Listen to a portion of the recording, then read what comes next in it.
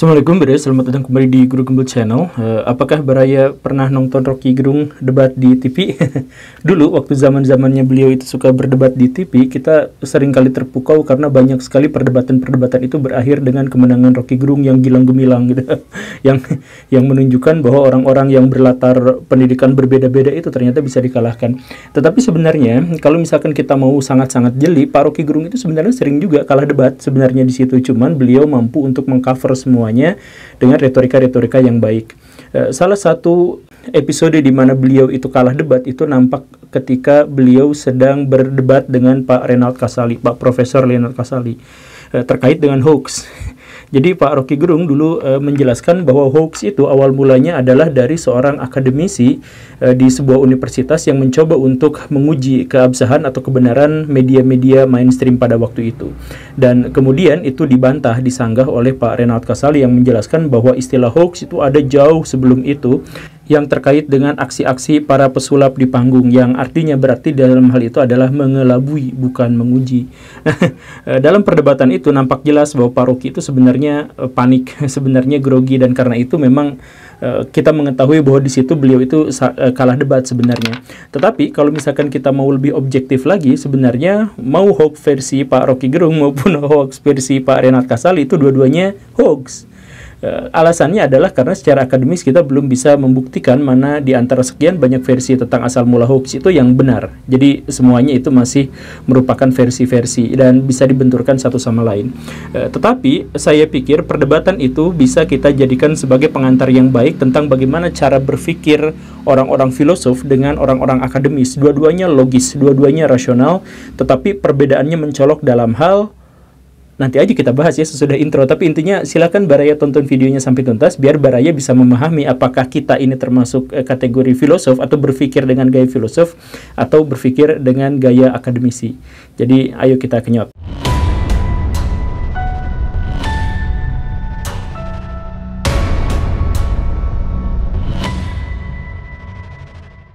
Salah satu cara terbaik untuk bisa membedakan mana filosof dengan mana akademisi adalah bahwa para filosof itu berpikir secara sangat-sangat mendalam dengan kekuatan rasionya, sedangkan orang-orang akademisi itu berpikir dengan data-data empiris yang terverifikasi. Jadi kalau misalkan kita hubungkan dengan perdebatan Pak Rocky Gerung dengan Renald Kasali yang tadi saya anggap sebagai perwakilan dari filosof dan akademisi, maka Pak Renald Kasali itu ketika harus menyampaikan satu pernyataan itu berdasarkan dari banyak sekali sumber, banyak sekali buku dengan literasi yang sangat kuat dan mendalam, sedangkan Pak Rocky Gerung itu mendapatkan satu atau dua informasi dan tidak lebih dari itu, tetapi beliau mampu menghubungkan setiap informasi-informasi yang ada dalam otaknya dengan informasi yang lain. Jadi kalau misalkan para akademisi itu berpikir tentang bagaimana cara untuk mendapatkan sumber yang valid, sedangkan para filosof berpikir tentang bagaimana cara mengolah informasi itu untuk dikaitkan dengan informasi-informasi yang lain dan kemudian menemukan relevansinya dalam dunia nyata. Begitu perbedaan yang salah satu perbedaan yang mendasarnya itu. Tidak selamanya seperti itu, tetapi seringnya seperti itu.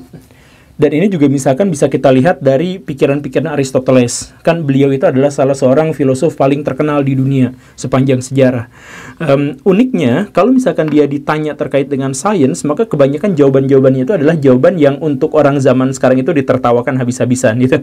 Misalkan pernyataan bahwa perempuan itu adalah laki-laki yang cacat, atau bahwa misalkan belut itu atau lalat itu tidak dilahirkan, tidak ada proses reproduksi di situ, melainkan berasal dari lumpur atau berasal dari daging yang busuk dan sebagainya. Nah, kenapa Aristoteles bisa mengatakan seperti itu? Karena dia mengamatinya sangat kuat, tetapi itu tidak cukup ilmiah, dan kekuatan pengamatan itu kemudian dikombinasikan dengan akal pikirannya yang sangat-sangat mendalam.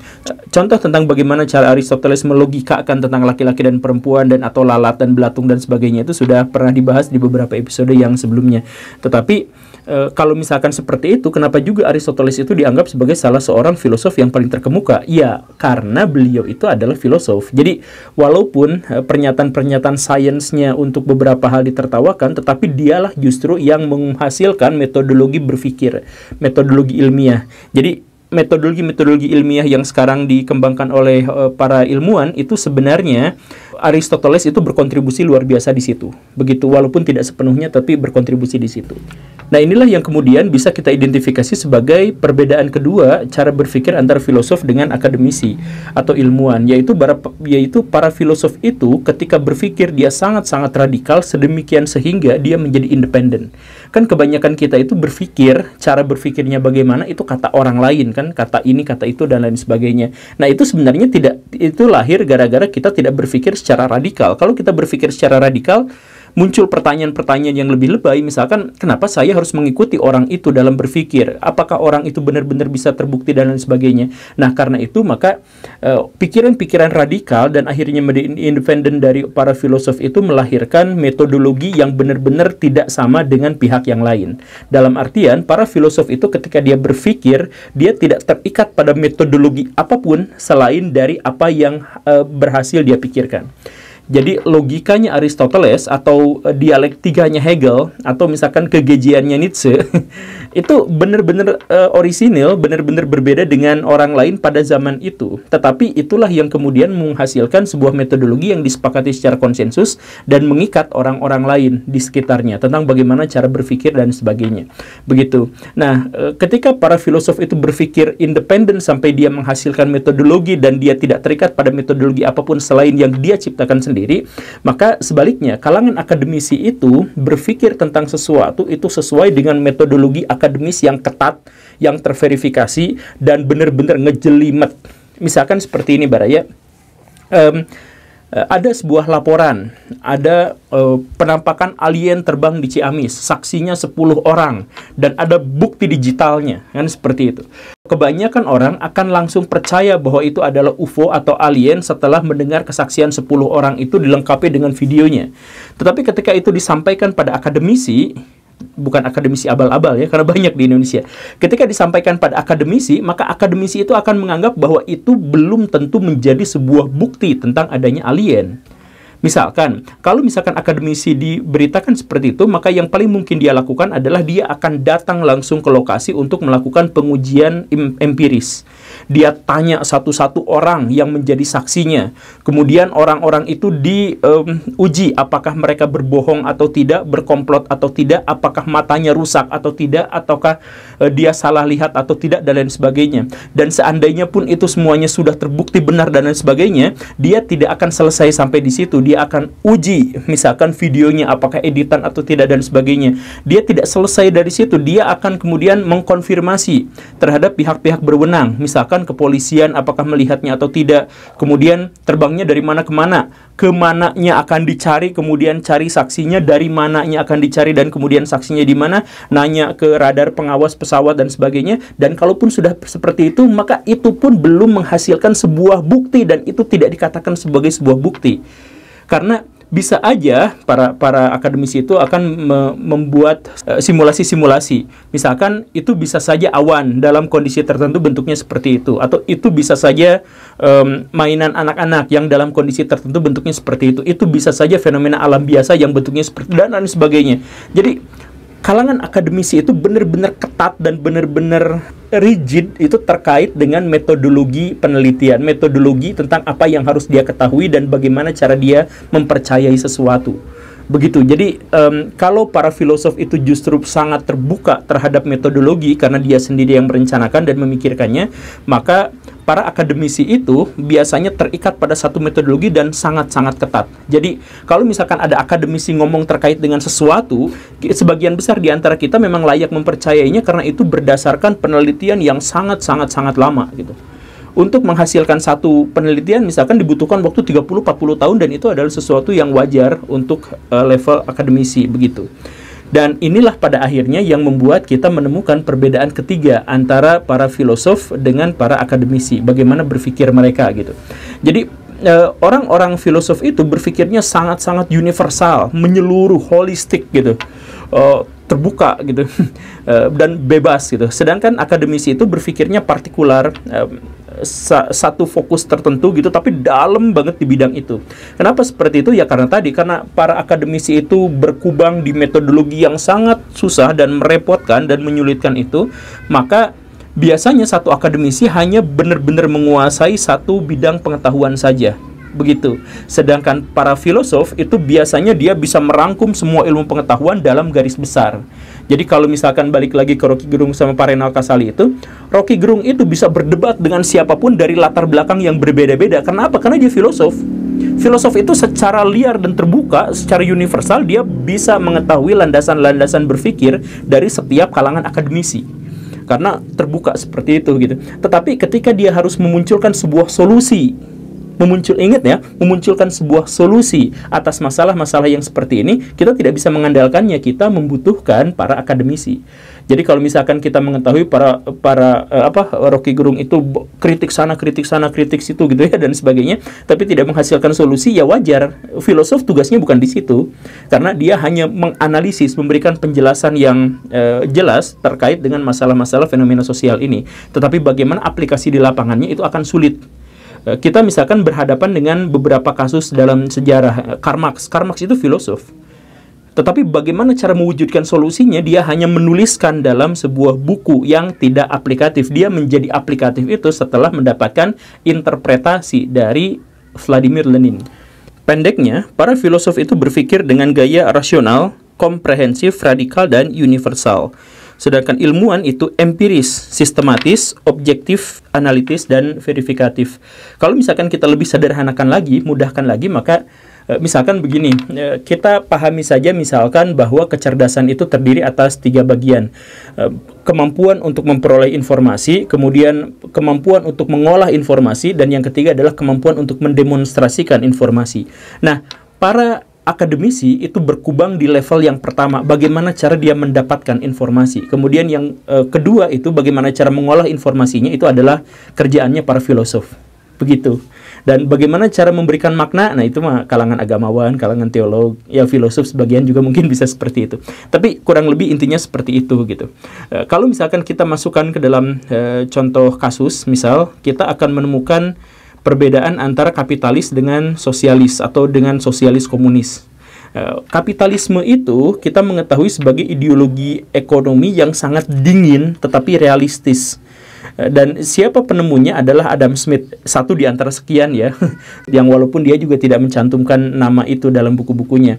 Tetapi dia berangkat dari latar akademisi, sehingga yang dia lakukan adalah dia melihat fenomena sosial, kemudian dia menghitungnya, kemudian menciptakan sebuah rumusan tentang data-data empiris, dan kemudian dia menghasilkan satu pernyataan. Misalkan, pernyataannya adalah bahwa di dunia sepanjang sejarah, setiap ada orang yang ikut campur terhadap harga, maka nilai harga itu akan menjadi rusak.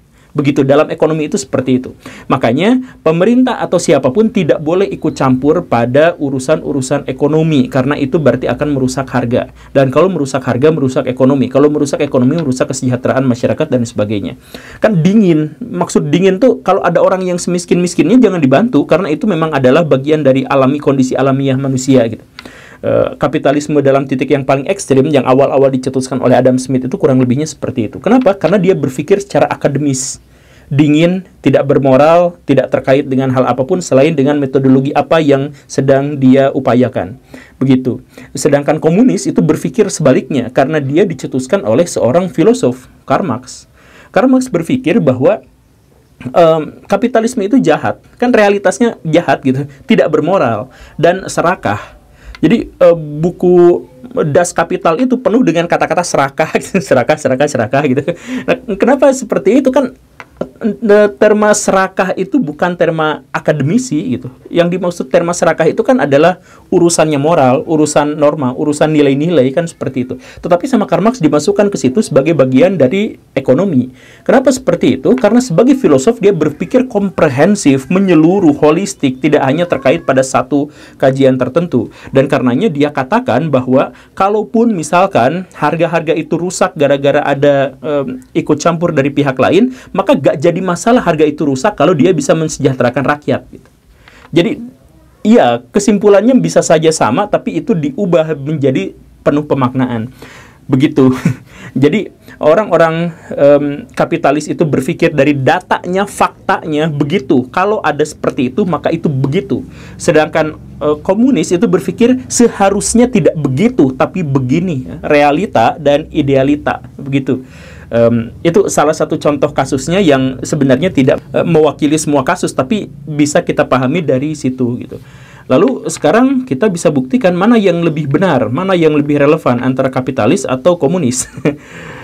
Ya, pada faktanya sekarang di dunia modern kita tidak menemukan pemenang antara kapitalis dengan komunis. Walaupun ada beberapa klaim yang menyebut bahwa kapitalis pemenangnya, itu sama sekali tidak benar dan sama sekali tidak berdasar. Kalau misalkan kita melihat sekarang negara-negara paling maju di dunia, itu sistem ekonominya adalah campuran, bukan kapitalis dan bukan komunis. Bahkan Amerika Serikat sebagai negara yang katanya paling kapitalis itu penuh dengan gagasan-gagasan sosialisme dalam sistem ekonomi mereka. Apalagi kalau kita sudah masuk ke kebijakan-kebijakan ekonomi yang khas per negara bagian gitu. Kan begitu ya. Begitupun ada negara-negara yang katanya ngaku komunis banget gitu, misalkan atau Cina atau Korea Utara gitu ya. Gagasan-gagasan ekonomi yang ada di dalamnya itu tercampur baur, bahkan secara sangat jelas itu antara kapitalis dengan sosialisme atau komunisme.